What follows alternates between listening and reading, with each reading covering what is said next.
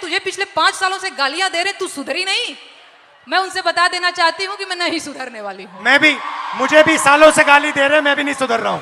पे जोर दिखावे कैसा मर्दाना, साहेब छोड़ दो ना बेटी बहुओं को धमकाना। सा कोई झूठा और बेईमान नहीं है, किसी एक की बपौती हिंदुस्तान नहीं है। कि गाली देना कल्चरल शॉक लगा हमें, क्योंकि लड़कियों ने गाली दी।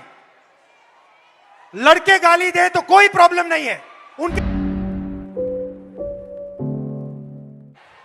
डिसरिस्पेक्ट, आप डिसरिस्पेक्ट की बात करेंगी? जी बिल्कुल, और बिल्कुल डिसरिस्पेक्ट और इज्जत पे हम लोग बात करने आए हैं। तो मैं आप लोगों को बता देना चाहती हूँ, मेरा नाम सर नेहा है, नेहा सिंह राठौर मेरा पूरा नाम है। मैं भोजपुरी में लोकगीत लिखती हूँ, गाती हूँ, और मैं सरकार से उन तमाम मुद्दों पर सवाल पूछ लेती हूँ जो सरकार को पसंद नहीं आते, और बदले में मुझे ढेर सारी गालियाँ और FIR झेलने पड़ते हैं। ये किस बात की इज्जत है भाई महिलाओं की? डेमोक्रेसी में हम अपने प्रधानमंत्री से सवाल नहीं पूछ सकते हैं, तो ये किस बात की इज्जत है? मुझे याद है सर, मैं शादी करके नई नई ससुराल आई थी, और मैंने उस दौरान एक गीत गाया था यूपी में काबा, और मेरे पीछे जीप भर भर के पुलिस भेजी जा रही थी। गांव देहात के लोग मेरे हस्बैंड के बारे में, मेरे ससुराल के बारे में बहुत कानाफूसी करते थे कि बताओ कैसी लड़की ब्याह लाया है, पता नहीं कौन सा क्राइम करके आई है, ये पुलिस आ रही है। तो ये किस तरह की इज्जत है?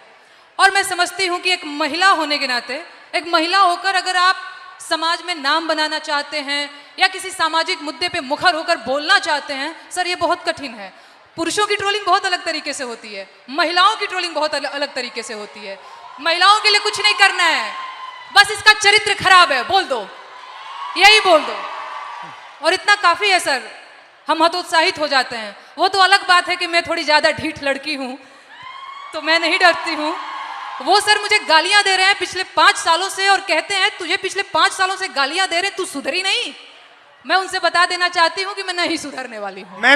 मुझे भी सालों से गाली दे रहे, मैं भी नहीं सुधर रहा हूँ। बिल्कुल बिल्कुल सर।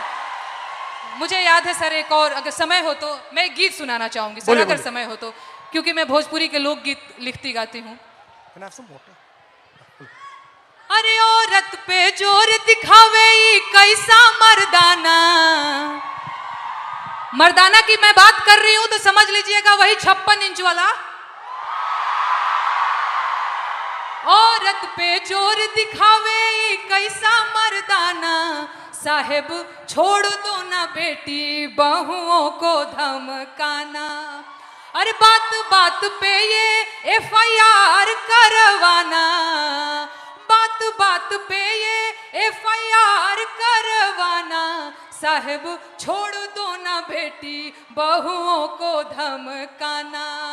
अरे हम हैं आम जनता, न हमको आजमाना, हम जानते हैं कुर्सी पे बैठाना उतरवाना, हम जानते हैं कुर्सी पे बैठाना उतरवाना। अरे मुश्किल है मेरा, इनफैक्ट हमारा मुश्किल है मेरा हौसला तोड़ पाना, साहेब छोड़ दो ना बेटी बहुओं को धमकाना। बहुत अच्छा गाया। पानी लेंगे? और कुछ बोलेंगे? और एक गीत सुना दूं सर, अगर आपके पास? हाँ। सर महिलाओं की बात हो रही है, लेकिन एक और चीज जो मुझे लगता है इस देश में इस समय अल्पसंख्यकों के खिलाफ एक नैरेटिव सेट करने की कोशिश की जा रही है, जो बहुत गलत है। उनकी वतन परस्ती पे बात आ गई है, उन्हें आतंकवादी कहा जाता है, उनके देश प्रेम पर सवाल उठता है, तो ये गीत बहुत जरूरी हो जाता है सर। मैं ये गीत गाना चाहती हूँ। अरे तुम सा कोई झूठा और बेईमान नहीं है। झूठा बेईमान बोल रही हो तो समझ में आ रहा है? हो तुम सा कोई झूठा और बेईमान नहीं है, किसी एक की बपौती हिंदुस्तान नहीं है। हो जब हिंदू मुसलमान खेले खून की होली, आबिद हसन बोले जय हिंद की बोली। अबुल कलाम आजाद की जमीन यही है, ब्रिगेडियर Right. मोहम्मद उस्मान यही हैं, अब्दुल हमीद अशफाकुल्ला खान यही हैं, किसी एक की बपौती हिंदुस्तान नहीं है, तुम सा कोई झूठा और बेईमान नहीं है, किसी एक की बपौती हिंदुस्तान नहीं है। शुक्रिया सर, शुक्रिया, शुक्रिया सर। देव भाई, शाबाश। तुम सा कोई झूठा और बेईमान नहीं है, किसी एक की बपौती हिंदुस्तान नहीं है। बहुत बहुत धन्यवाद। Thank you Dinesh, thank you very much, lovely, शुक्रिया, बहुत अच्छा शुक्रिया गाया। मुझे ये मंच देने के लिए, बहुत धन्यवाद sir. Thank you, and come and see me sometime. And final ताला, फाइनल कंट्रोल समय का। अब शादी की उम्र हो गई है। Time is weaponised. एवरेज जो महिला है, जो लड़की है 15 से 29 साल की, वो एवरेज घर में 5.5 घंटे काम करती है। उसी घर में एवरेज लड़का 30 मिनट काम करता है। लड़का बाहर जा सकता है, लेट आ सकता है, कभी भी बाहर जा सकता है, मगर आप लोगों को 8 बजे शाम वापस आना पड़ता है, कर्फ्यू होता है। Right, right. और फाइनली एज लिमिट के बाद जो लड़के होते हैं एग्जाम्स 1, 2, 3, 4 बार ले सकते हैं, मगर मैरिज एज 23 साल होती है। और जो लड़कियां हैं, जो गर्ल्स हैं, उनको ज्यादा से ज्यादा एक मौका मिलता है, क्योंकि फिर उनको कहा जाता है अब शादी का टाइम आ गया है, अब एग्जाम मत कीजिए, अब शादी कीजिए। तो hello, how are you? What about you? आप कैसे हो? What's your name? I am Sharayu Chopde and I'm pharmacist. Okay. And आज यहाँ पर मैं सारे MPSC एस्पिरेंट की आवाज़ बन के आपके सामने आई हूँ। बताइए। हमारा सर पेपर लीक हो गया है। MPSC इज अ कॉन्स्टिट्यूशनरी बॉडी और इसको दबाया जा रहा है। 22 मार्च को हमारा एग्जाम हुआ था और 20 मार्च को पेपर लीक हो गया। जब पता चला पेपर लीक हुआ है तो MPSC ने डिनाई कर दिया। फिर FDA कमिश्नर और MPSC को खुद जाके हम मिले, ये पूरा वायरल हो गया। तब सिर्फ कंप्लेंट की है, अभी CID के पास गया है और अभी उसको दबाया जा रहा है। बहुत सारे ऑफिसर्स के नाम आए हैं, बहुत सारे अधिकारियों के नाम आए हैं और इसको सप्रेस किया जा रहा है। We want justice, we want transparency, we want fair examination, because यहाँ पे जितने भी बच्चे हैं वो बहुत दिन रात पढ़ाई करते हैं। Pune is MPSC hub. Maharashtra के कोने कोने से यहाँ पर वो MPSC देने के लिए, अधिकारी बनने के लिए आते हैं। तो जब हुआ तो आपको कैसा लगा? बहुत What did you खराब। feel? हमारा तो दिल टूटा। एज अ वुमन हमें मैरिज का प्रेशर रहता है, घर वालों का प्रेशर रहता है, सोसाइटी का भी प्रेशर रहता है हमें। और जब पेपर लीक होता है तो लड़कियों पर असर अलग होता है, पुरुषों पर अलग होता है, क्योंकि आपकी डेडलाइन होती है, उनकी डेडलाइन नहीं होती है। हमारा तो पूरा करियर खत्म होने के चांसेस रहते हैं 100%। सर ये पेपर लीक कितने हो क्यों रहे हैं? ये इंक्रीज हो गए हैं, बढ़ते जा रहे हैं, ये जो- बढ़ क्यों रहे हैं? क्या लगता है आपको? बोलो क्या मैं क्लियर? जिसको पकड़ा हुआ है, जिसका नाम आया है, वो अभी गुजरात में फरार है। अच्छा, यस। और कुछ बोलना चाहेंगे? अभी तो बहुत कुछ बोलो, बोलने का बोलो। मैंने, टाइम लिमिट है। Don't worry, time is there. Back to back paper leak हो रहे हैं और वो जाके उधर फरार हो रहे हैं जिधर उनका पता ना लगा सके। अभी ये पॉलिटिकल हो जाएगा सर। ज्यादा पॉलिटिकल मत बोलो। हाँ, बेटर नॉट डू पॉलिटिकल। इसीलिए तो चुप हूँ मैं सर। ठीक है, ओके। हमें री एग्जाम चाहिए सर, आप कुछ तो बोलो। यहाँ पे बहुत सारे MPSC के एस्पिरेंट्स आए हैं, उनको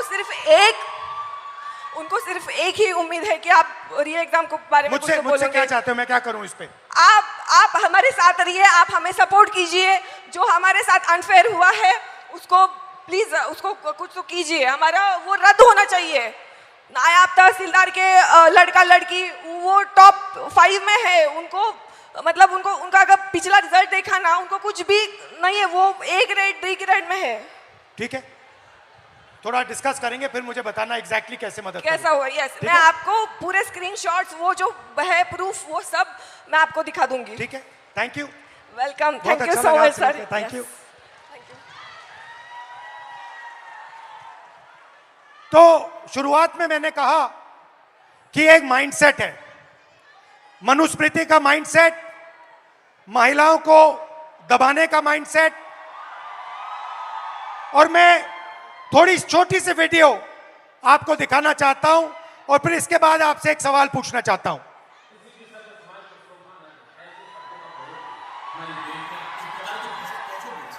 ये 50 करोड़ की गर्लफ्रेंड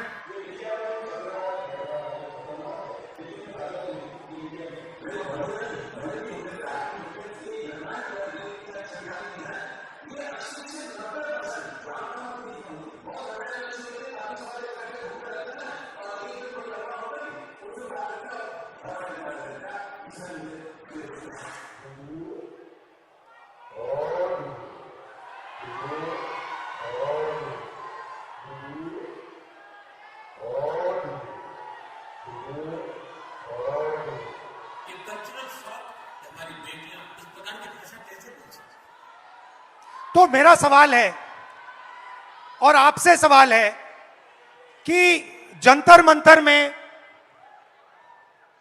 गालियां लड़कों ने भी दी और लड़कियों ने भी दी, बट प्रधानमंत्री कह रहे हैं कि गाली देना, कल्चरल शॉक लगा हमें क्योंकि लड़कियों ने गाली दी। लड़के गाली दे तो कोई प्रॉब्लम नहीं है, उनके लिए अलाउड है, मगर अगर लड़की गाली दे तो कल्चरल शॉक है, शोभा नहीं देता। मोहन भागवत जी कहते हैं कि इंडिया में रेप होता है और भारत में रेप नहीं होता है। खट्टर जी कहते हैं कि 80% रेप महिला के कारण होते हैं। तो ये एक माइंडसेट है और ये इस माइंडसेट से लड़ाई चल रही है। माइंडसेट क्या है कि लड़की की एक जगह है, वो पिंजरे में बंद होनी चाहिए, उसका कंट्रोल रहना चाहिए, उसको काम नहीं करना चाहिए और लड़कों को फुल फ्रीडम मिलनी चाहिए। वो जो भी करना चाहे करें, गाली देनी है गाली दे, काम करना है काम करें। ऐसा हिंदुस्तान हम नहीं चाहते। हम न्याय चाहते हैं, सबकी रिस्पेक्ट होनी चाहिए, सबकी रिस्पेक्ट होनी चाहिए, लड़कों की होनी चाहिए, लड़कियों की होनी चाहिए। और ये जो आपके दिल में है, जो डर है, इसको जल्दी से जल्दी मिटा देना चाहिए हमेशा के लिए। तो आइडिया क्या है? ये जो महिलाएं हैं, जो लड़कियां हैं, ये हिंदुस्तान की स्ट्रेंथ है। आप इस देश की फाउंडेशन हो, आप इस देश के फ्यूचर हो। आपको पेट्रियार्की दबाती है, डराती है, धमकाती है, कंट्रोल करती है। मिलकर इस पेट्रियार्की को खत्म करना है। Smash the patriarchy. And my message to you, simple message, be loud, be proud and fight for your space in society. Hello, we'll do it. I'll just do it. Come.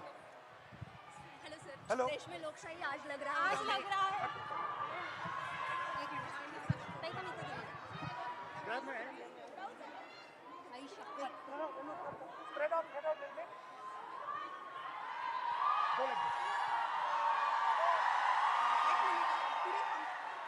शकतो आपण।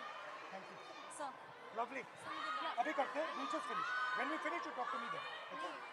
Now it's finished. Lovely to meet you. मुझे बुला लो. हाँ जी everybody, थोड़ी आवाज हो जाए sir के लिए, come on everybody, let's go. थोड़ी और एनर्जी, पुणे एनर्जी कहाँ है? Yeah.